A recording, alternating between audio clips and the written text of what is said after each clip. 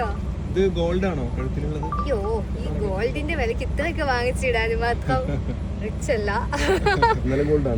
അല്ലല്ല, ഇത് എന്താ ഇമിറ്റേഷൻ ജ്വല്ലേഴ്സ് ആണ്. ഇതെല്ലാം കൊളാബ്സ് കിട്ടുന്നതാണ് ഇതൊക്കെ.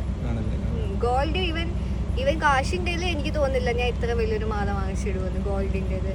അങ്ങനെ ഒരു നമുക്ക് ഇങ്ങനത്തെ കിട്ടുമ്പോൾ നമ്മൾ ഗോൾഡിന് അത്ര സ്പെൻഡ് ചെയ്യില്ല. അപ്പോൾ ഗോൾഡ് വാങ്ങിക്കുവാണെങ്കിൽ തന്നെ അല്ലാതെ കോയിൻസോ അങ്ങനെ എന്തെങ്കിലും ആയിട്ട് നമ്മൾ ഒരു സേവിങ് പർപ്പസിനെ വാങ്ങിക്കത്തുള്ളൂ. ഇതിനൊക്കെ പണിക്കൂലി തന്നെ ഒത്തിരി പൈസയാവില്ല.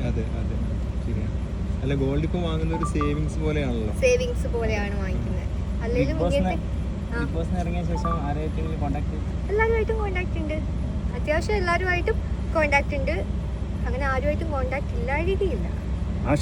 ശത്രുത കാര്യങ്ങളൊന്നും ആരോടും ഇല്ലല്ലേ? അതൊരു ഗെയിം അല്ലേ.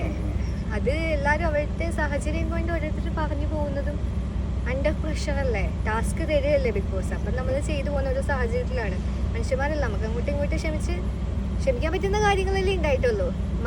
മറക്കാനുള്ള കഴിവ് മനുഷ്യനുണ്ടല്ലോ. അപ്പം മറക്കുക. ഞാൻ ഈവൻ വന്നിട്ട് ബിഗ് ബോസ് സീസൺസ് ഒന്നും കണ്ടിട്ടില്ല, എപ്പിസോഡ്സ് ഇതുവരെ കണ്ടിട്ടില്ല.